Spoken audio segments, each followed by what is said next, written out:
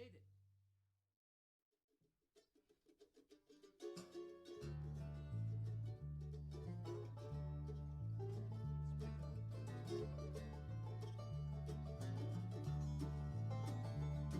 Well, blow, wind, blow, blow away these troubled times. Said, blow, wind, blow, blow away these troubled times. Take away your sorrow, bring me back my peace of mind. Our mama's gone away, join my group of bucks. Our mama's gone away, join my daddy up above. Well, it led me nobody, wasn't for my own true love.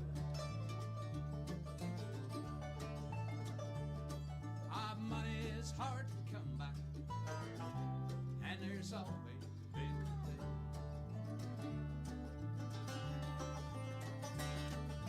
Money's hard to come by, and there's always bills to pay. But I know time's coming, gonna be a brighter day.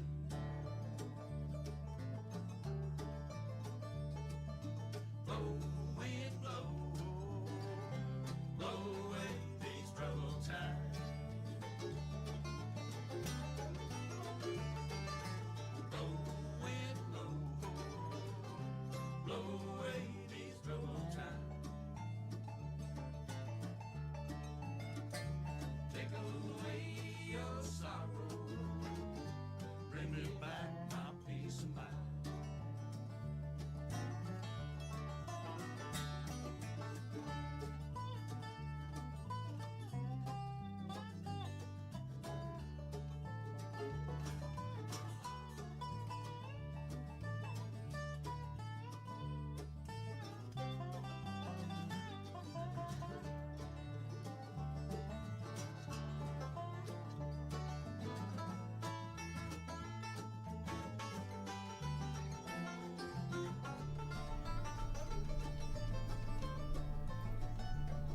Outside rain's falling, and some has lost. Hello everyone, welcome back.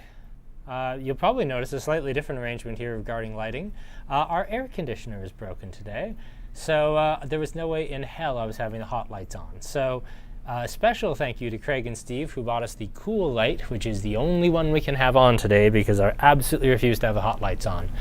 You can't see it from where you are, but we actually have two of our beer fridge doors open in a desperate attempt to try and cool the store down so the wine doesn't cook. So today's been a day. Everyone was in a great mood when it was 27 degrees on the sales floor. So, you know, it's been a day. Let's get right to the beer, I think, today. So we're going to open with a collaboration beer. This is called Your Belgian Things. And this is a collab between two breweries that are, apart from some catering company or something that's between them, direct next door neighbors in Annex and Establishment. They are, in terms of walking, I think less than a minute apart. So this is a Belgian table beer, the theoretical Belgian single. So when I say Belgian single, we're talking about the classical kind of Belgian hierarchy of the Abbey beers. So single, double, triple, quads. Singles or table beers would be traditionally what the brothers themselves in a Trappist Abbey drank. Doubles would be what a medieval traveler would actually get to try or drink when they were actually staying at the Abbey overnight. Triples were strong beers, either for the brothers while they were out working in the field at harvest, or very often they were as part of the pay for hiring people to actually bring in their crops. And then quadruples, also known as abbots, were for visiting royalty, nobility, high-ranking popes and things. So the idea of doing a pale beer like this, unless you were using unmalted grain, This all comes from about 1703 or later with the invention of pale malt. So when you're making malted barley, you have to start the barley growing, you have to get it wet, you have to get it started sprouting to convert those complex starches into simple sugars that are easy to ferment. And with that, you start the plant growing. You let the seed open up, the plant itself converts all those simple sugars or all those complex starches into simple sugars. But you need to stop that because you don't want, more barley plants. You want beer. So you stop it with heat. Now, traditionally, before the invention of Coke in about 1700, that was done with coal, with wood, with burning peat, with lots of different things. The invention of Coke allowed a very clean, very consistent, very high heat that allowed us to get a very pale and relatively, not, I don't want to use the word flavorless, how about not flavored by the combustion material malt. Pale malt is not flavorless. It actually tastes really like lovely, lovely oatmeal, but it doesn't taste like smoke necessarily. So that's a reasonably recent invention. So this is a classical Belgian single or table beer, which then birthed with the addition of a little more hops, and being its establishment, there's going to be some hops in here. They went ahead and actually made it more like a Belgian pale because I do get a nice hop snap on this.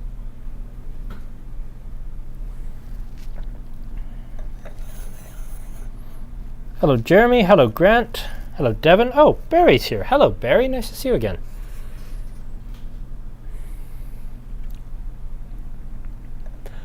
So I was just at the Establishment Brewing Company yesterday. I have a little bit of news. I brought down yesterday, got on the shelves this morning, a beer called I Left My Wallet in El Segundo, which is a Liechtensteiner, which is a smoked sour wheat ale, and then that is infused with pineapple. The beer itself is actually influenced by a cocktail that the brewer had when he was last in Mexico that was made with pineapple juice and mezcal. So it has a little bit of smoke, there's a little bit of tartness, but wow, the pineapple shows through. We were just trying it before we went on camera. Everybody thinks it tastes like roasted pineapple. Oh, is it a Tribe Called Quest reference? Okay. Aaron apparently knows it's a Tribe Called Quest reference. I don't. So yeah, that's coming in. And then this weekend. Oh, wow. Aaron, should we get into what's coming up this weekend, or should we leave that a little later? A little later. A little later? All right, fair enough. We'll leave it. But oh my God, there's so much coming this weekend.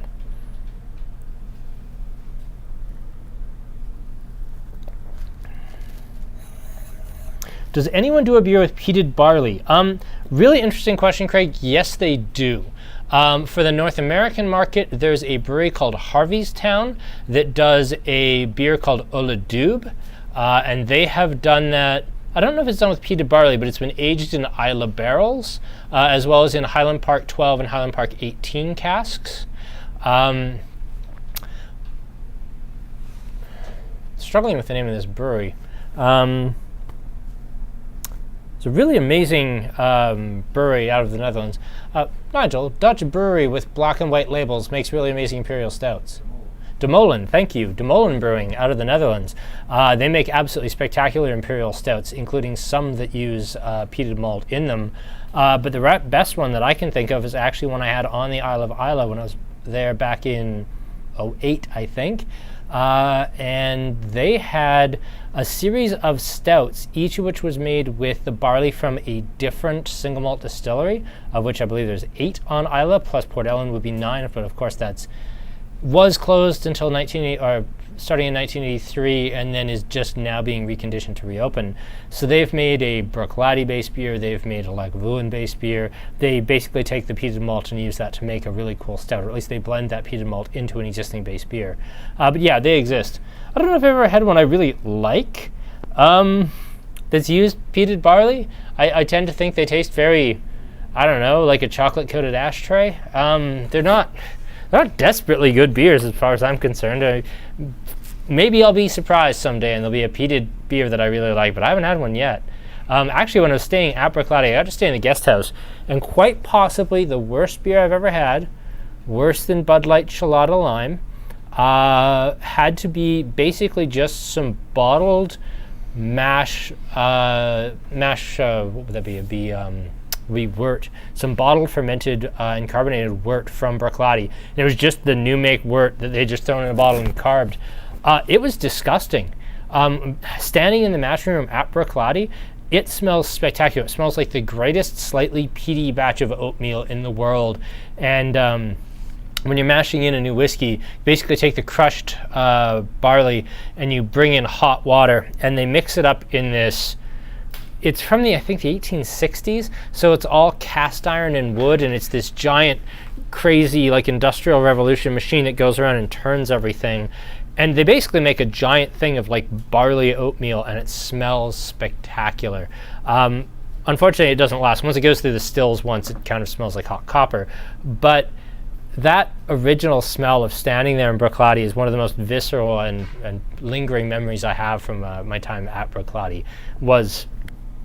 Pardon me, that smell. But yeah, so when we talk about beers, when we get into these next ones, I mean, we're going to talk all about the hopping here. We're going to talk about the fruit here. We're going to talk about the crazy ingredients with this one. But whenever we talk about a Belgian beer, you know, we've got the water, we've got the barley, and when we're talking about like a stout or something, it's all about the barley. Like, without the roasted barley and the biscuit malts and everything else to create that melty, layered, interesting mouthfeel purely from the grain, you're not really going anywhere. And we're not talking about the hops. There's clearly hops in this. There's a nice steely character with those right in the mouth. I really like it. But here, because it's a Belgian style, it's all about the yeast. All of these kind of tropical, spicy, interesting flavors. And I get white pepper. I get a little bit of like double bubble gum. I get some pineapple. I get something a touch rubbery, which I kind of like. And none of that's coming from, well, we added salt and then fruit and then we aged it in a Pinot Noir barrel.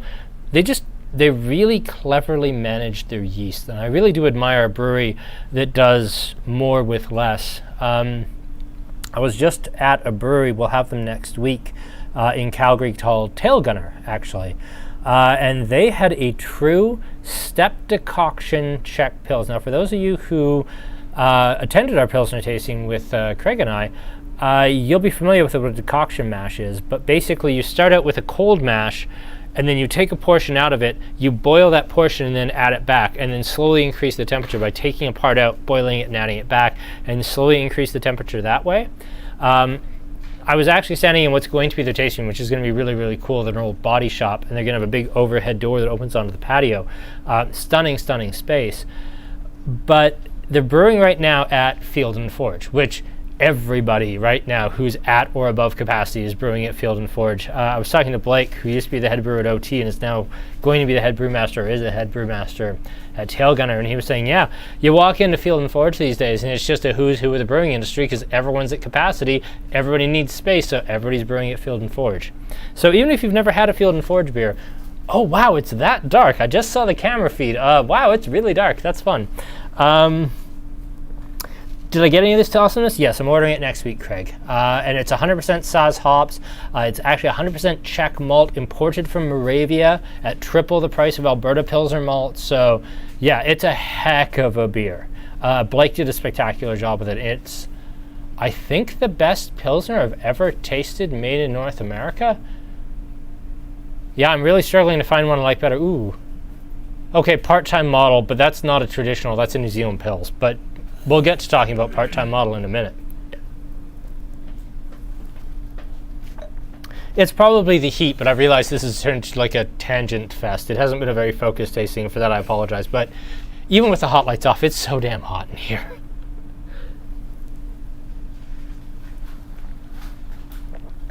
Okay, let's move on. So this is the Accidental Beach.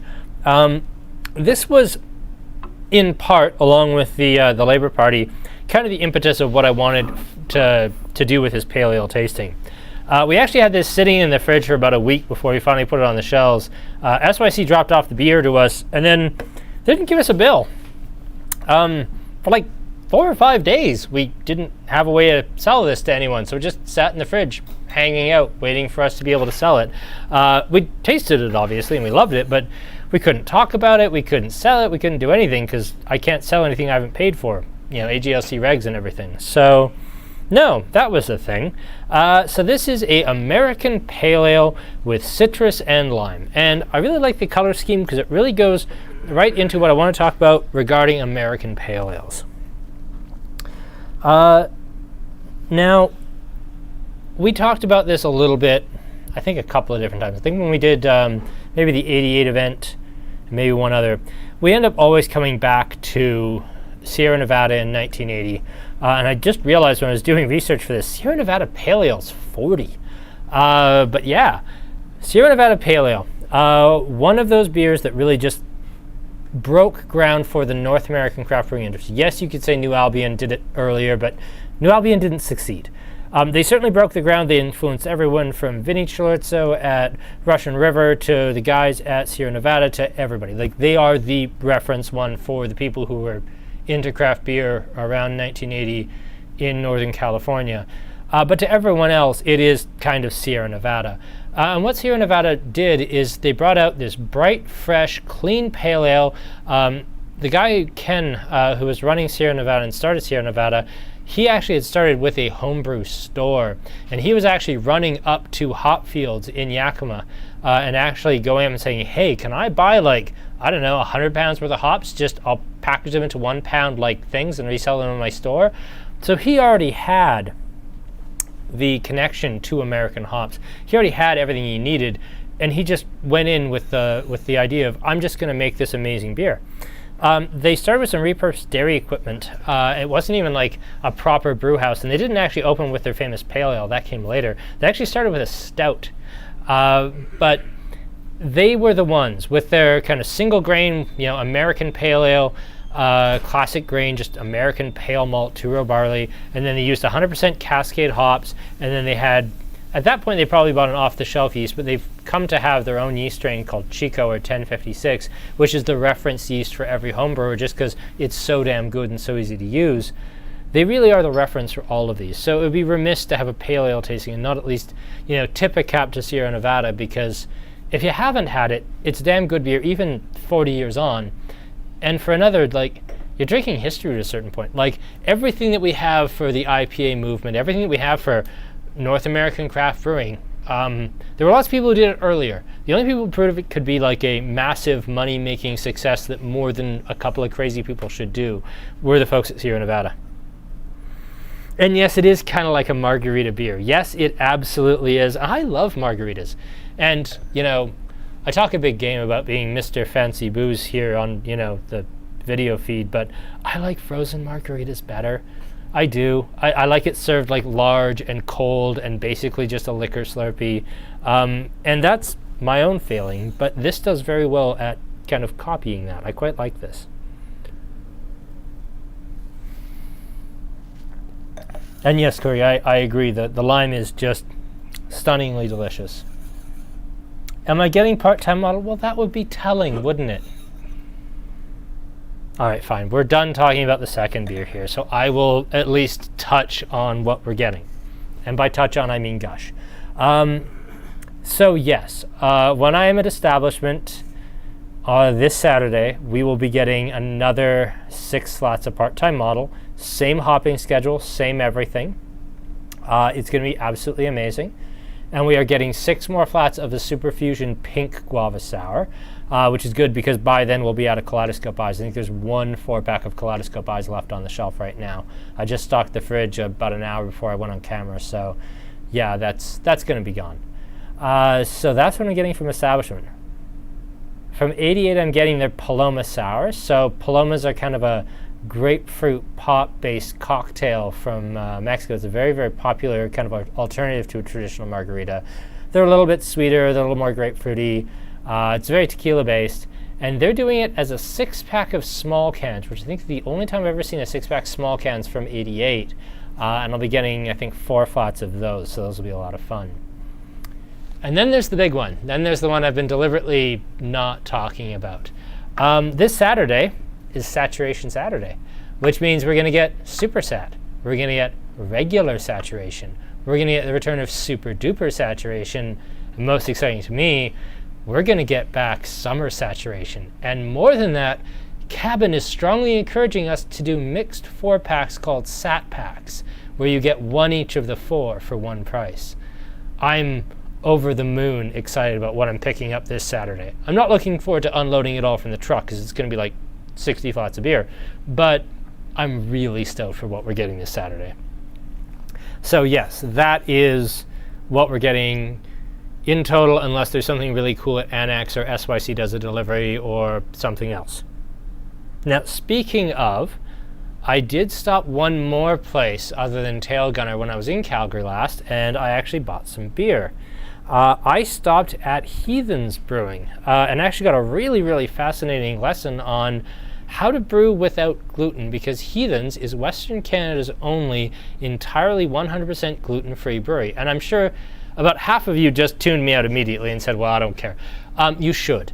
Their beers were absolutely exceptional. They're based in Calgary. They are making quality beer, and their peanut butter stout, I would drink whether it was gluten-free or not. They also have an entirely no-boil, 0 IBU New England IPA where they have to spend an absolute king's ransom on the dry hopping because it's super tropical. It's not just a great gluten-free IPA, it's a great IPA, period. So we brought in 3 beers from them. They're in the singles because being gluten-free, they're a little spendy. But Heathens was really, really cool. Kirsten from the country will already actually picked those up. She's going to have them on the course for anybody who cares there. Time for a cabin tasting. Yes, I've got to confirm with Hayden, but when we were talking about the Sat Pack when I was at Cabin a couple weeks ago, he was talking about, hey, we should do like a saturation night, and I completely agree. So I think that's coming. I have to confirm with him. So this is 80%, not 100%, but not this coming Wednesday, the Wednesday after. I think we're going to have a saturation night, and I think it's going to be a lot of fun.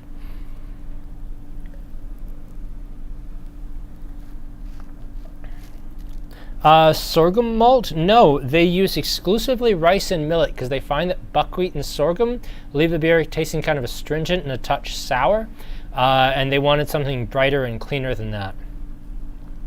Peanut butter stouts aren't all that rare, Craig. There have been peanut butter stouts before. Just this is the only gluten-free one I've ever had, and I don't normally like peanut butter, and it was also really hot yesterday when I was in Calgary, but I think I went back for thirds on that stout. It was pretty outstanding. Like I said, that's a beer that, gluten-free or not, I would buy that just to have it as a peanut butter stout. It kicks ass. It's a great beer. Yeah, see? There you go. Justin says Belgian Beaver makes a really great peanut butter beer.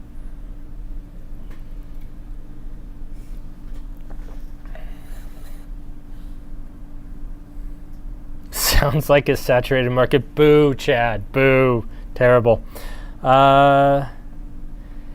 Hits the fridge on Sunday, the Sat Packs. I don't know if the Sat Packs are going to hit the fridge Sunday because I have to manually split them all out and remake them. And normally by the time I get back from Calgary, it's like 10 to 11 at night, and I just don't have the energy. Sat Packs might hit the shelves Monday, just because I'm only one man and there's only so much I can do. Get it on the shelf. All right, fine, Craig. God. Some bloody people. They host one beer tasting with you, and now they work here, and now they have to boss you around.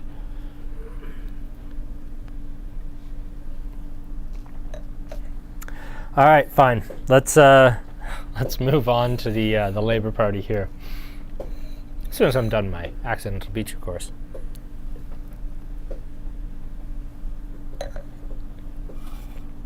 So this is by Annex. You've undoubtedly noticed we're getting more Annex on the shelves these days. Part of that was Annex was like, oh, if you're in Calgary every week, we should just put you on like our limited release emails, and you can just pick up like all the other people in Calgary do. And that's how we got your Belgian things for the first time. This was the second thing we've picked up from them. They should have something limited, not this weekend, not next weekend, but the weekend after, I think, coming out as well. So yeah, we're gonna be getting a lot more of the limited Annex stuff, which is really, really cool. So really excited to have this Labour Party. Also, this stuff's delicious. This is blood orange pineapple. And if we didn't have like Sat Pack next week, or pardon me, week after, we'd be doing the pineapple tasting because good Lord, everyone and their mum made a pineapple beer in the last month. Dandy has a pineapple wheat. As we talked about, Establishment has that pineapple Liechtensteiner smoked sour. Field and Forge has this blood orange pineapple pale ale. Zero Issue has their Riso, which is a lime and pineapple goza. And I swear there's at least 2 more. Everyone just did pineapple. They basically took all the pineapple in the world and shipped it to Calgary to make beer with. And yes, I'm absolutely going to keep some of the 4-packs of the sat beers, purely because even if I wanted to, I don't have anywhere near enough super saturation to actually do the entirely mixed packs. So I'm going to take, I think, a flat and a half of super sat, so that's 9, so that's 36 mixed packs that I'm going to start with. And I'll make up more at my discretion, plus some for the beer tasting. But yeah, I've got about 3 flats of super sat in the back. If I take half of that and make that into mixers, I'll have 36 for the mixed packs. Oh yeah, and the food at Annex, I don't know if they do it in-house or if it's a food truck, but the food at Annex is consistently excellent. And yes, I do want to do a pineapple night because pineapple's hilarious, and I love that Calgary's basically running a pineapple theme right now.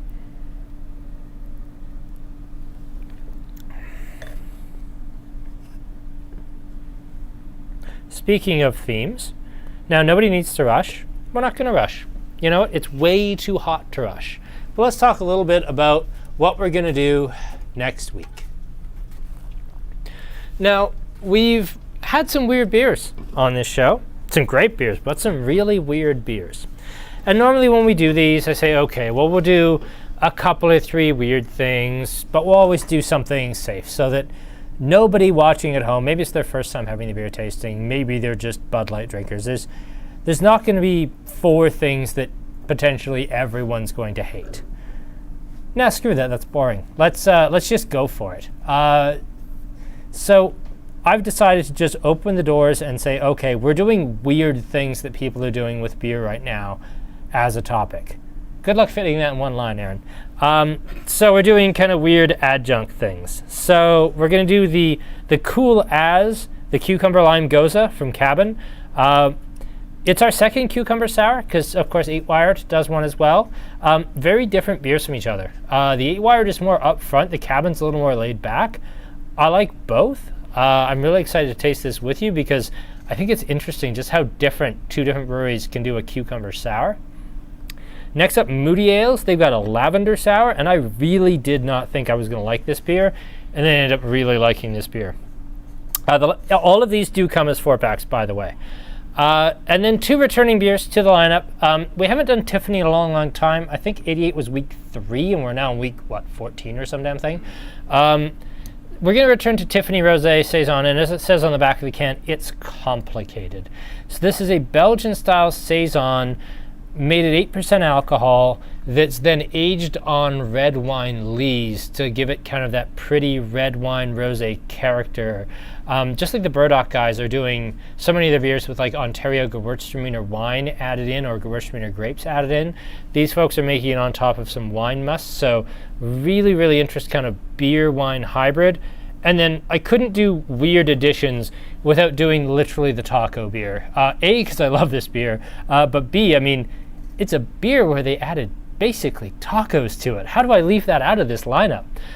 So this, if you haven't had it, this is by Snake Lake Brewing, which I'll also talk about something in a second about Snake Lake because we got some new stuff.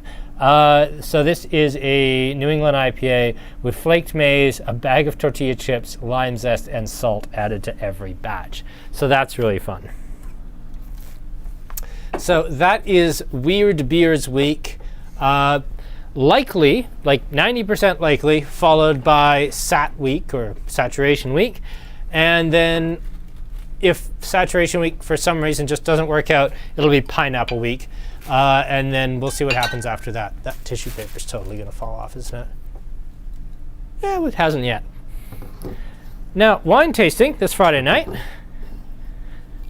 I'm really happy to say, is 3/4 whites, rosés, and sparkling, and things you can generally serve cold.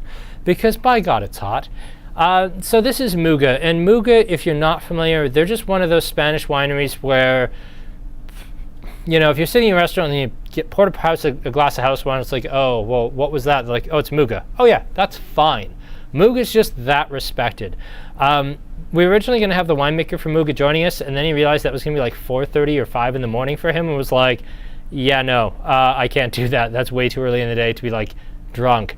So he's not joining us. It'll be Christopher Sikorsky of Christopher Stewart Wine and Spirits. He'll be taking us through the tasting, but he's been like super on Aaron about like getting everything prepped for this. He did a PowerPoint presentation. There's going to be maps for our map nerds. It's going to be a really, really great lineup. So I can't wait to do the Muga tasting. So that's this Friday. Tasting's $80, largely because they discounted some of these wines for us just to get them in the lineup so we could hit budget. I know that the wine tastings have kind of tailed off with the hot weather and people wanting to be outside, but guys, this is a hell of a lineup. And then I've got something even crazier for 3 weeks from now, and we're gonna post about that next week. So stay tuned for that as well. Now, I mentioned Snake Lake. They were here this morning, actually. The lovely folks from Snake Lake were, as was Jesse from 88, who finally dropped off some Night Gallery again. So if you're a massive Night Gallery fan, we actually have cans of that again. But let's circle back to Snake Lake here. We have their Fieldberry Crush, which is a wild berry kettle sour from them, which is, if you were here for the Snake Lake event with Adam, you remember him talking about these. We've got his Fieldberry Crush kettle sour, and then we've also got his barrel-aged blackberry boogie in 750ml bombers, I think for like $13.95. So those are also here and in the fridge and going to be really, really cool. So that's just landed.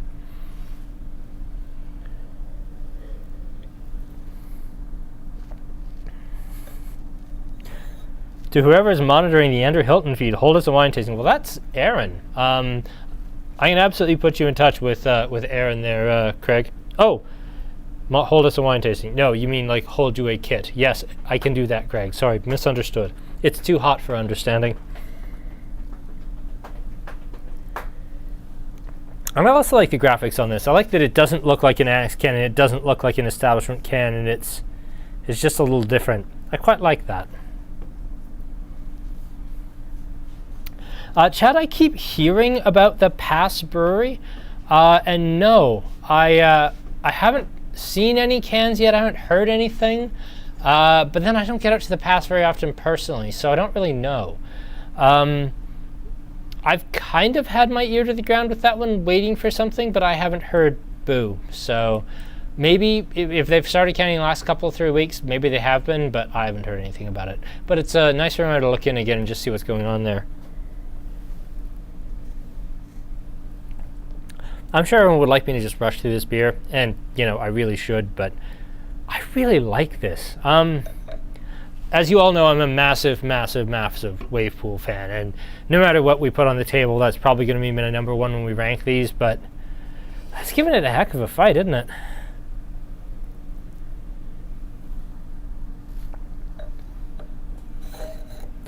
So I keep asking this to our guests, but let me throw it out to you folks here. Mostly because it's way too hot to think. I asked so many people, what's your favorite beer you've had in the last week? Let me ask that to you. What's your favorite beer you've had in the last week? Because I'm genuinely curious to know.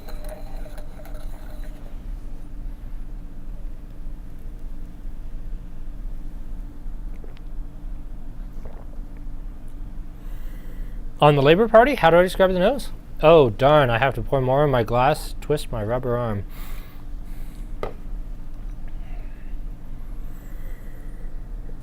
I get the pineapple right away. And I think the can that I have is right from the bottom of the fermenter because I get some serious yeast notes.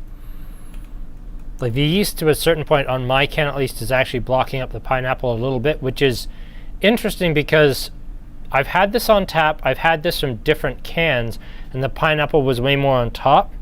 I really like this. But yeah, the yeast is blocking out the pineapple a little bit. I don't really get blood orange either. I mostly get just kind of nondescript citrus fruit, a little bit of hop, really nice grain bill underneath. And yet in the mouth, there's the orange, there's the pineapple, there's the tropical fruit. It starts to taste not shandy-ish or radler-ish by any means, but like the fruit really does become the predominant driving part of the beer, and I quite like that.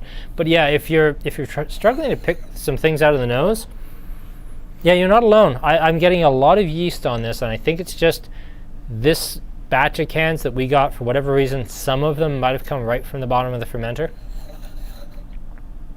Flying Monkeys Double IPA while you're in Ontario. I love Flying Monkeys. I wish we could get more of their stuff. We've got a couple on the shelf. We got the New England IPA and some other hoppy thing they made, and those are really, really good. And yeah, Black is Beautiful is spectacular. That was the thing when I was at Cabin this past Saturday before. That was what I actually sat down and had 3 pints of. Like, the Cool As up there was super good. I could have had anything that was on the Cabin list, and when you're at Cabin, like, world's kind of your oyster. But I just kept coming back to that Black is Beautiful, even though it was like 28 degrees outside, and I should not have been drinking a stout in that heat. No, that was what I wanted. I wanted more of that Black Forest stout because it was so good.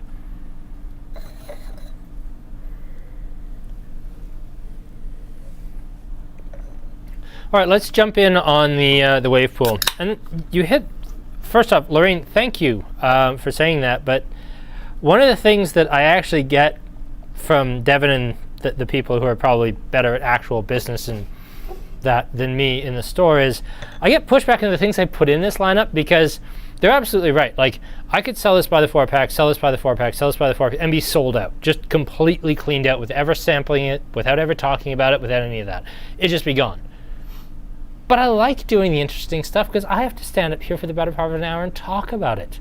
So I want to do the most interesting, limited, rare, weird stuff. Like, up there, this and this are likely never coming back again.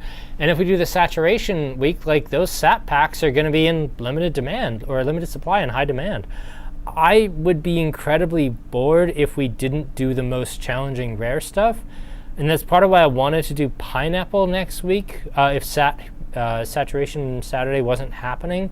Just because so many of the coolest, like, really limited things we can get right now, including this, by the way, are pineapple based. So, no, I don't want to, like, cry poor and say, oh, I'll leave money on the table. I absolutely don't.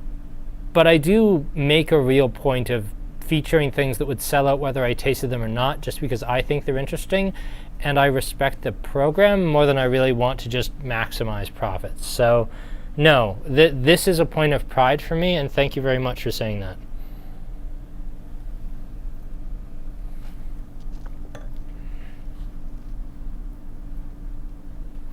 Oh wow, there's so many comments all of a sudden.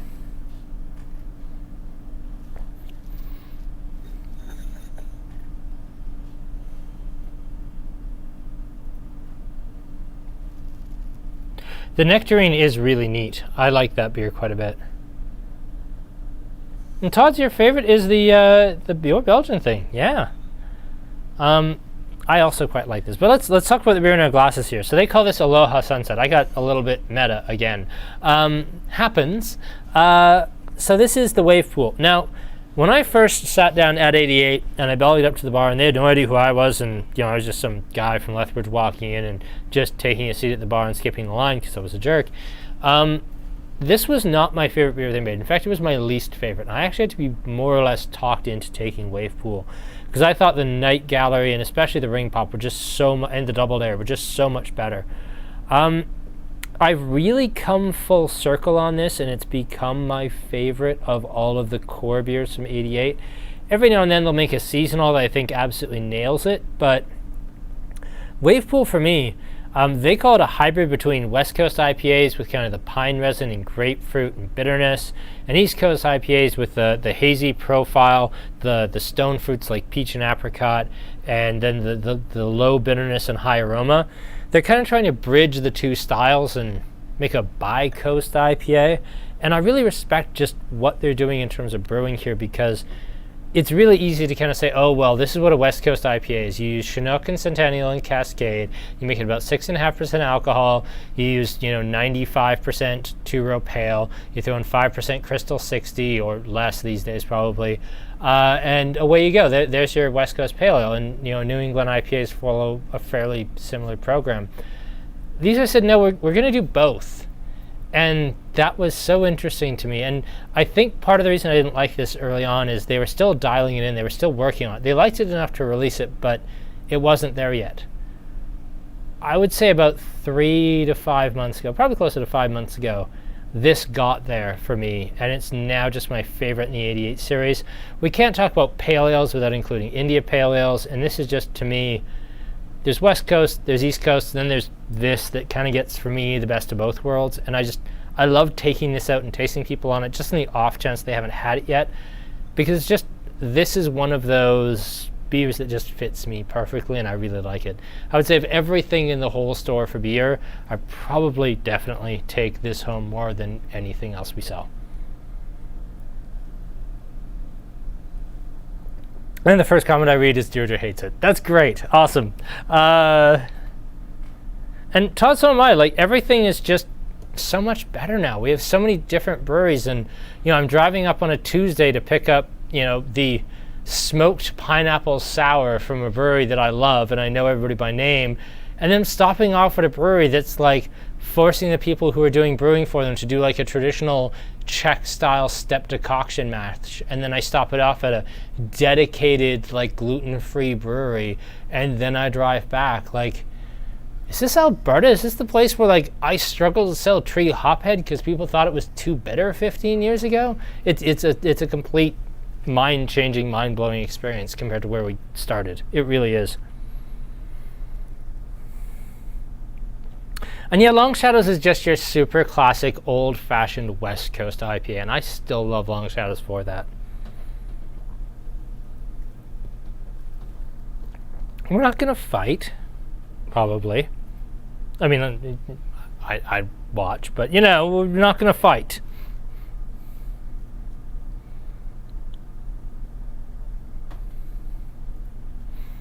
Everybody's talking about the Taco IPA, and I want to talk about IPA. But yeah, I think that's everything we have for our pale ale tasting this week. I apologize if it's a little short. It's not that short. It's 40 minutes, but I think we got through everything we wanted to get through. So yeah, I'll be up in Calgary this Saturday again, picking up some super crazy stuff, and I'll have it down for you on the shelves Sunday, including the Sat packs. Thank you, Craig. But yeah, that's our little exploration of pale ales. Next week we get weird and wild and wacky, and it's going to be, well, let's be honest, it's not going to be that different from usual. We've got, a lime and salt pale ale and a blood orange and pineapple and a two-coast. It's always weird. But, at least this is somewhat traditional in its own way. But next week we're not having our safety beer. We're just going all the way out. So that's going to be a lot of fun. Oh, rankings. Oh, I forgot bloody rankings. Rankings would be good, yes. Oh, God, I have to rank these. Okay.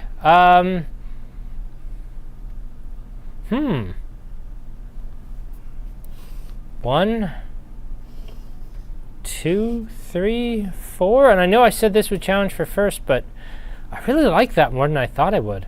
Yeah, so 4, 2, 3, 1, and that's no slight on 1.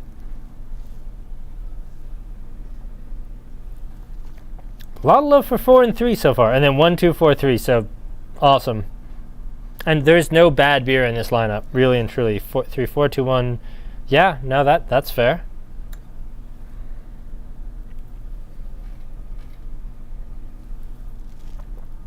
Okay, cool.